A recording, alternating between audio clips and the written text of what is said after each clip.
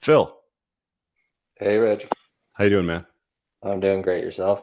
Good. So what's going on tonight, man? You're struggling. You're saying super beta in recovery. What does that mean? What's a super beta in I'll recovery? use a I'll use a story. So I'm one of the products of a single mother household, right? Mm, Didn't have a father.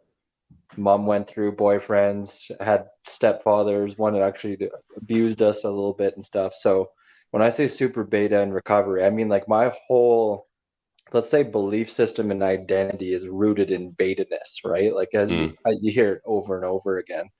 A quick story is I went to a strip club in my early 20s, bought a lap dance, and told the stripper how she should better her life. Like mm. kind of looking back, like just for reference, right? Like you look back on these things and you're like, holy fuck. Yeah. Um, just went through a bad breakup and stuff too about 8 months ago. So dealing with all that. But I mean, I've used it as fuel, right? Mm. Like I absolutely crushing the gym, all that stuff, but I still am not seeing results. So Okay. I'm kind of like you, where like I'm results. I'm like, okay, I'm doing what Rich is saying. I joined the 10% community, like all those things. Okay. But I'm still not seeing, like I get the choosing signals, but I'm like, I know it's probably something mentality wise that I'm struggling with kind of what we discussed, where my beta mind is like, be nice, be Mm, caring, do all these things. mm. So I guess my question for you is like, how do you hack that? You know what I mean? Like I listen to your podcast. I'm doing the seven spokes like to the best of my ability, but there's that area that it's frustrating as fuck, right? So I got Moff and Jaren in the chat. They obviously recognize you. So have you talked to them yet? Not necessarily directly know about it, no. Okay. But So so the ask here is how do you fix how do you kill the beta? Like, is that what we're asking? yeah, I mean, like the mindset side of it, like, because I'm doing a lot of at least in my opinion, what I've heard you say over and over again, Mhm. but the battle is real, right? How Like old are you? 33, So, how recently did you come across like my content, my podcast, my book, all that stuff? mm, 4 months, 5 months.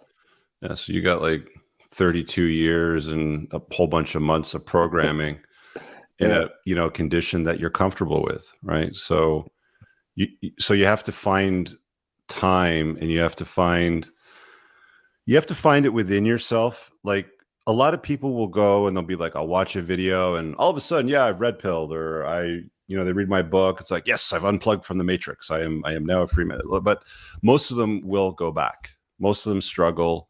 Most of them do revert back to their old beta tendencies because it's a lot more comfortable. Because I mean, like the reality of it is that like it boils down to this, man. Somebody said to me a long time ago, you can either love women or you can understand them, but you really can't do both. And it's like I'm the guy that puts out these podcasts every week. Like I've got 82 episodes of the Unplugged Alpha. I have 100 episodes of Before the Train Wreck. The first half of the episodes I did with Before the Train Wreck, I did with a clinical psychologist who's also pretty red pill too. I've got all these other videos on my Entrepreneurs and Cars channel. And even me, I still have to deal with shit from time to time, right? With my LTR. And it's like you're you're going to struggle with it, dude. You're just going to struggle with it because you grew up on a steady diet of be a nice guy, be a shoulder to cry on, buy her flowers, call her, text her, tell her she's pretty, tell her she smells nice, put her up on a pedestal. You've been through a life of that. And it came from family, it came from your mom, it came from Hollywood, it came from sitcom TVs, it comes from marketing campaigns that make men look like bumbling idiots and women, the fantastic hero, the queen of the world sort of thing. So it just takes time. It just takes time. It just takes getting comfortable with a new version of yourself. It takes putting yourself first. It takes asking yourself questions like, you know, like whose frame am I in when I do this, right? If you're with a woman and like I still do this. Like I was in Mexico a couple weeks ago on vacation, little fam jam, family, the girlfriend stuff, and it's like Mexico has some nasty shit. Okay, there's garbage on the road. There's some shady looking characters, and walking down the street, you just sort of comfortably walk down the street. And I found myself from time to time with her on the outside and me on the inside, and that's not how it's supposed to be. Mhm. You want to be on the outside as a man because that's how it's always traditionally been. Like the strong, masculine, virtuous guy is there to protect her because she's the woman. I'd rotate, I'd spin her around. She'd recognize it. I mean, she knew what I was doing, but it's these little things, dude. And it's not just, oh, I read a book or I learned about alpha fucks and beta Exactly. bucks, or women will break rules for the alphas, but they'll make them for the betas. And, you hear all these sound bites and they're all cool and everything like that. And it's just easy to sort of memorize them, sort of thing. But it's applying it to your life that's going to get you to level up. It's going to get you to the next level of achievement, if you know what I mean. Like, what are you struggling with? You said you just had a pretty bad breakup. So what happened there? Tell me about that. I think the best thing, when you say what I'm struggling with, I mean, obviously mindset's a huge one of the beta conditioning. And that's all. I don't want to go over the same thing we hear over and over again. But the one thing that hit me the most was in your book when you talk about the feelings of PTSD. Yeah. That's kind of like what I feel with women right now, is like when it comes to that, trying to be intimate or be funny or talk to them or any of that stuff, you just almost get that PTSD. So I'd say in all other areas, I'm doing fantastic, right? Like I've really been crushing the gym. I started investing, like I said, the 10% group, all the other areas are going really good. But with Mm. women, there's that like PTSD aspect of it. That's What do you mean? really, Like you have ongoing PTSD from the last relationship? Like, is that what you mean? yeah, probably like, well, one-itis is, I guess, the big word too, is like, I can't say I honestly, like, yeah, of course I miss her, like all those things, of course, right? But I can't honestly say that I'm like, oh, I need her back right now. Not at Mm. all. It's more so it's still affecting my ability to move forward and progress in, let's say, spinning plates or anything, Why right? did like did she do something? Did she cheat? Like, what did Yeah, she do exactly? so I mean, I don't have confirmation, but I mean, you can look back and kind of see what happened. So she monkey branched essentially, right? So Mm. I was really good in the beginning, and then over time, 6, 7, 8 months in, it started slowly going off, and then she suddenly didn't have time, and then she ditched me a couple of times and said she had a baby Mm. shower, and then later told me she was out with friends at the club, right? Like, and Mm. just like those types of things, and then she had a male friend she had over to her house for coffee one time. You know what I mean? So Mm. and I was like, no, like I'm done. I'm not dealing. Like I had enough knowledge in that moment that that was a boundary that I couldn't, and then she Mm. pulled back. But essentially, it was monkey branching, and then eventually she broke up with me. We had a fight. I have a son; she has a son, so single mother. Mm. Um, Were you our married sons were before? no, I was not. No, Okay. I had a bastard child. No, my Mm. son's awesome. But anyways, so the kids weren't getting along. She tried to pull her kid away from my kid. We had a big fight. Then she breaks up with me, Mm. right? So I'm like, okay, whatever. I was kind of relieved. I was like, okay, we got shit to work on. And then like a couple months later, she like reached out to me and sent me a text message that she's over me. She's in a new, happy, committed relationship now. She wants to make sure I'm, right? Like it was the cruelest thing anyone's ever Mm. done. So it really kind of threw me off in a frenzy, right? Where it was like, Mm. fuck, because I cared about her, and all the things you say make sense. You think you have this how do you say it? When you Relationship put equity. yeah, equity, yeah, yeah. Yeah. Right, and then like it just shits on you, right? It's my first experience with it, so it really fucks with you, right? Mm. So that's kind of this part where I'm like, I don't want to get into intimacy at any point because I'm afraid of that, right? So it's like getting over that. How's everything else in life, man? Is work good? You make good money? I work for an insurance company. I think I just got my T4. It's like 75K last year. Like I make a living. Like it's Okay. not where I want to be, but I'm able to provide, right? I take care of my son's mom as well too with some child support and stuff. She's actually been really good through that process, which is Mm. nice. Um, but yeah, it's more so just that kind of PTSD with women. That's the only thing. If you would rate yourself on a score of 1 to 10, with 10 being the best version of yourself and one the worst, where would you put yourself? I want to say 6. Mm. Yeah. Yeah. You're not going to find, I mean, you've read my book, right? Yep. A couple Yeah, times. there's a chapter in there where I talk about dating, and like you're not going to find you're going to have a great experience with women responding strongly to you and being reciprocal if you're only putting yourself around a 6. Like I think in the chapter on that, I said don't really bother with chicks unless you're at least a 7 or 8 out of 10. I mean, you can improve the optics of attraction with great photography, but you can't goose yourself, right? I mean, if you only believe that you're a 6 or a 7, then you're only going to see yourself as a 6 or a 7. So you have personal work to do there yourself, which is going to pay the biggest dividend, right? Like you hit the road running and it's all for you. It's not to get girls. It's not to attract more girls. It's for you. It just so happens that women will be a byproduct of you going from a 6 to an 8. Imagine how much your life would change if you weren't a 6 and you were an 8 or a 9. Like you're a good looking dude. You look like you're in good shape. You obviously have some things to fix, right? There's still some limiting beliefs that you have in your head. See, did you ever hear the bit that I did with Sean on the safe world theory? No, I don't think so. Just give me a second. So we build this house of cards in our fucking head about this safe world, that you create for yourself. Oh, if I invest in this gal because she's got a son and I got a son and I take care of them and we go out to dinner and I protect them and, I dress up and I look good and all that sort of stuff.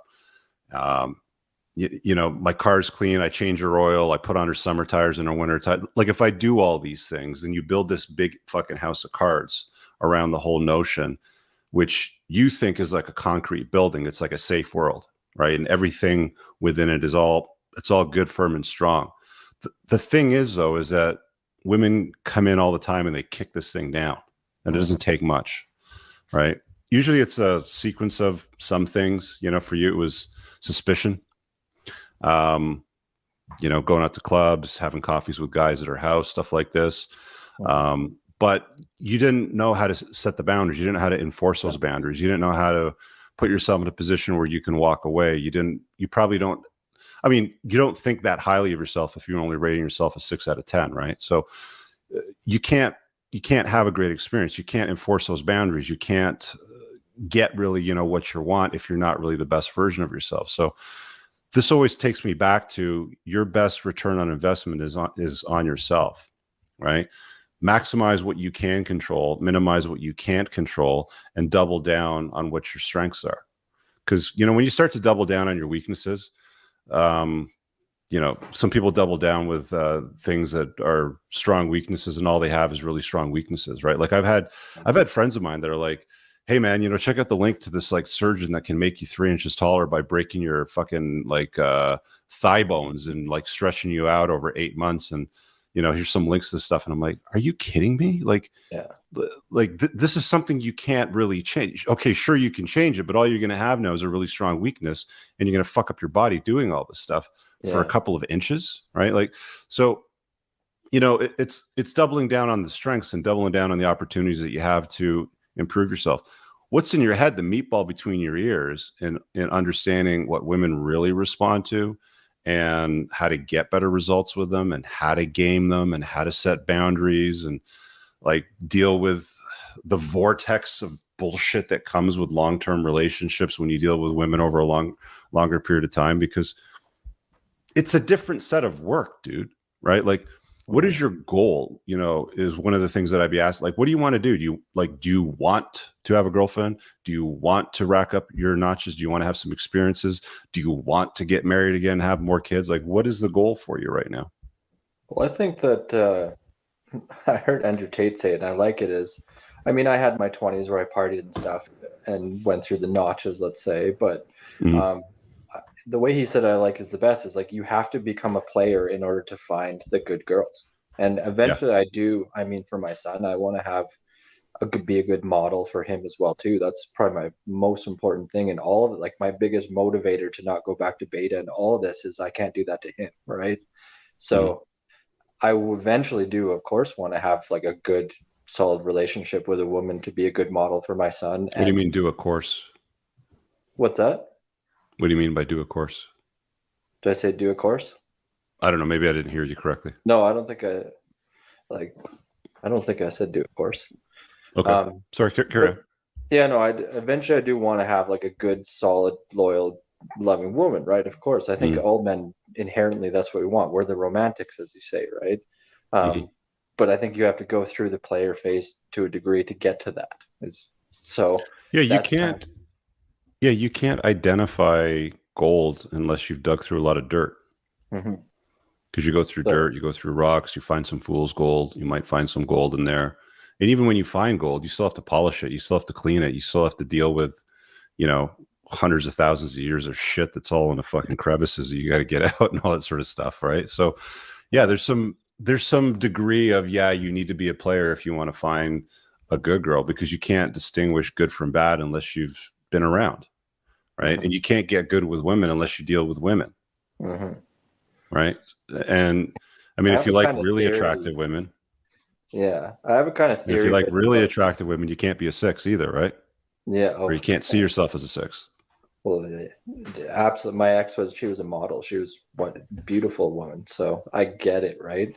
But I kind of have a theory, a little bit of a theory about how it works. Is I think as us men, when we're raised by single mothers, we're kind of wired like women. You know, like when you talk about a lot of the stuff, I think that when I talk about rewiring is we have to rewire the way we think because we've literally been raised by women. So a lot of the way that like don't be aggressive, don't. So I started doing Muay Thai about 4 or 5 months ago, and it Mhm. just like unleashes a side of me that I didn't even know was there, like, so I think that it's like that process Single of, single moms are beta factories. What they do yeah, is they build a better beta, even though they themselves are still women. And when they were younger and not your mom, they were like any other girl out there. They wanted to be with the strong, virtuous alpha males, right? Those are the guys that they wanted to be with, but they probably couldn't get the commitment from them. They end up having a kid. Dad doesn't stick around. They push dad away. Any combination of any of those things, who the fuck knows? It doesn't matter. You never really get the truth unless you talk to both sides anyway. yeah, But her strategy then is, a lot of these single moms turn their sons into, what's the term? I think they're called husband surrogate, sons, surrogate, I think is what it surrogates, is. or like Yeah, or like husband sons, where they yeah, basically try to build a better beta out of their son, right? Where they know what they're attracted to, but they also know what benefits them. And depending on how old they are and how financially secure they are, and if they have a guy in their life taking care of them, they might actually try to manipulate you and turn you into the kind of guy that pays for their shit and takes care of them, right? yeah, And gives them emotional support and gives them yeah, financial support and all those sorts of things too. So it can be very, very problematic for young men when they end up in a situation, where they become husband sons, where these, like, girls will call them mama's boys, just to hmm, sort of be nice about it.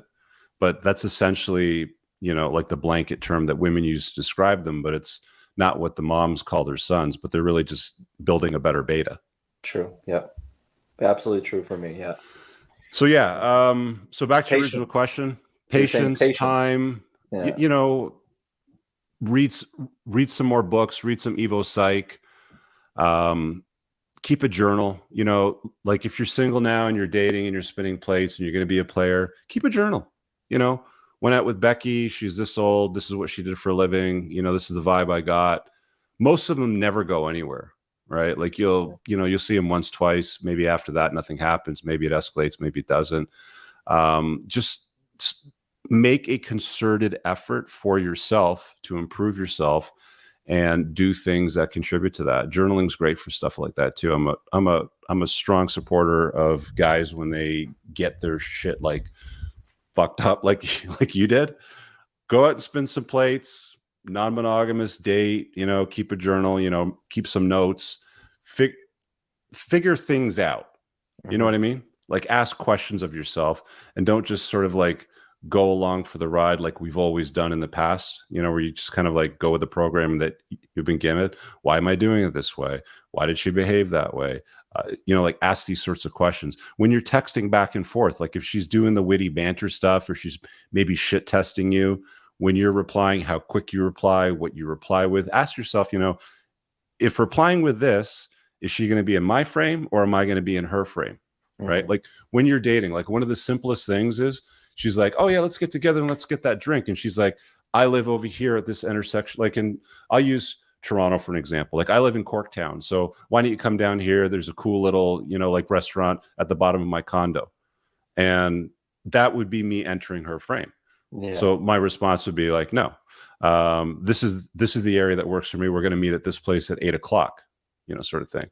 And the closer I can get her to somewhere in the middle or closer to my place. She's more in my frame, sort of thing, which means she's got more desire for me. So these are like some of the games that you're going to have to start to play to sort of get your head around, women that genuinely like you and want to be with you, rather than the ones that are there more on a transactional basis because you can help, with little Billy's homework or zeroing in the scope in his BB gun because his dad's an incompetent loser or he's in jail or something like that. Try to stay away from single moms, by the way. Yeah. Lesson learned. Yeah. Unless they're a good fit, like they have a kid that's the same age as your kid and they get along, or they could potentially get along, and she's a good person and she doesn't need you, sort of thing. Like she doesn't need your money. She doesn't need you fixing shit for her all the time. Like there's one exception. I talk about it in my book in the chapter on single moms. I know you read it, so you get the idea. Yep. Cool, Phil. All right. Thanks, Rich. Appreciate it, buddy. I really hope you guys enjoyed that clip. If you want to watch the full-length podcast, you can find that over here, that clip's from. If you're newer to the channel, make sure you hit subscribe over here and pin down below in the top comment. You'll find a bunch of useful links to my website, my supplement line, books, and a bunch of other stuff. Have an amazing day. Peace out.